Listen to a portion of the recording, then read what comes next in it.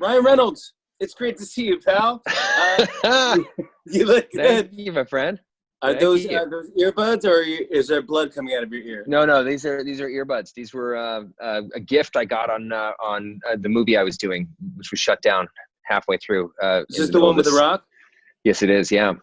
Oh, I'm sorry about that. What was that called? That it's called Red Notice. Red Notice, and we made it about, I'd say, like 1 or 2 days past the halfway point mark. It was really close to, we were just over the halfway point mark. We probably would have made it, I'm guessing, we might have finished the movie if we didn't spend 90% of our time dicking around laughing.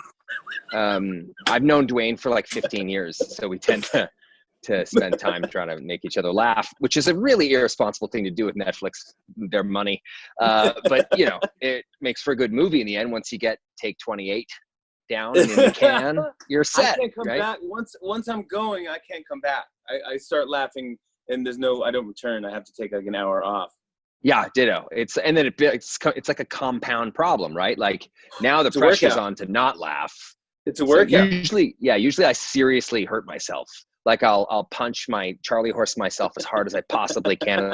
Maybe like a tiny stab wound in a non-vital organ area, like just to to keep it together. How does he? What does he laugh at? What makes him break?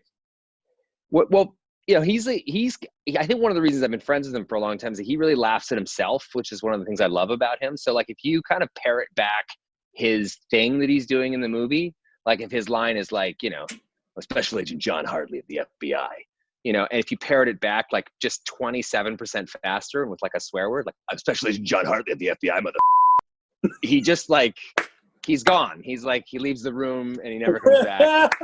And it's great. And, and it's a fun movie. I mean, he plays a totally normal sized FBI agent. And I play a con artist who happens to be bathed in expert lighting.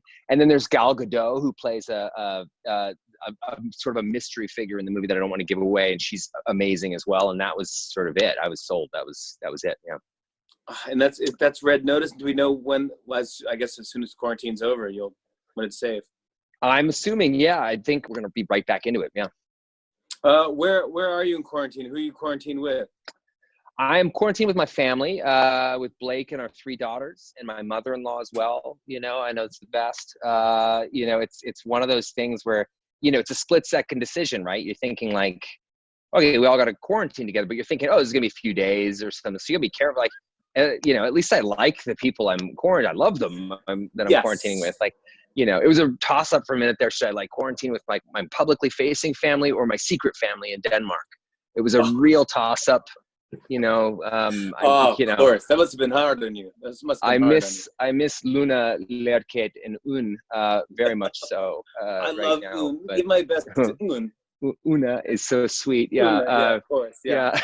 Oh, yeah. So you went with the Hollywood family. Yeah, I went with the Hollywood family. And it's been great. It's a decision I don't regret at all. It's been fun. Are the kids, Are the kids Sorry? appreciating it? I know you and Blake, I've seen you guys obviously a bunch of times, but you guys are perfect together. But are the kids happy to have you around all the time? Frankly, I think it sets a dangerous precedent, Jimmy. I think when we look back at this thing years from now, they're gonna think about me and how I used to be a present dad. And I worry about that. I worry about remember when Dad was just home all the time and always up in our grill? He loved us. It's actually so much. It's actually been amazing because I'm trying to let myself appreciate it as much as possible, because at the same time you're thinking like there's so many people in the world that this is not a good thing, that this is causing free floating anxiety for a lot of people and different things. So I'm trying to let myself appreciate the actual FaceTime with the family and spending as much time as possible. And it really does like vacillate between like deep, beautiful connection. And then like suddenly it's like the third act of Aliens. Suddenly I'm having a totally normal conversation with a 3-year-old and she's spitting acid in my face. And I'm running for my life in the belly of the ship and wearing nothing but a tank top, sweaty as hell. That's a Tuesday night for you.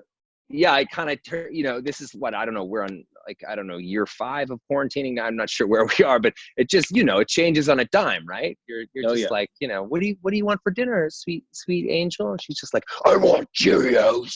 And you're just like it's total the beast. She's the beast. Yeah, they all are really. It's a Teacher Appreciation Week, and I know it means a lot to you because your brother is actually a teacher. Not only do you appreciate teachers, but your brother is a teacher. My brother Patrick, he teaches at Coyote Creek Elementary School up in British Columbia, Canada. He teaches 3rd and 4th graders.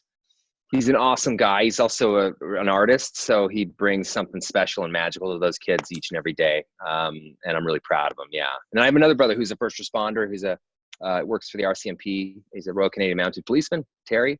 And he does that over on Vancouver Island. Yeah. So, I have I have another brother as well, who's kind of a jack of all trades. They all sort of do really good stuff for the community. And, it starts to get pretty embarrassing calling them a dick at dinner. Because they're such good people. They're such good people. Yeah. Yeah.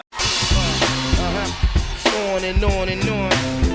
I said, and it's on and on and on.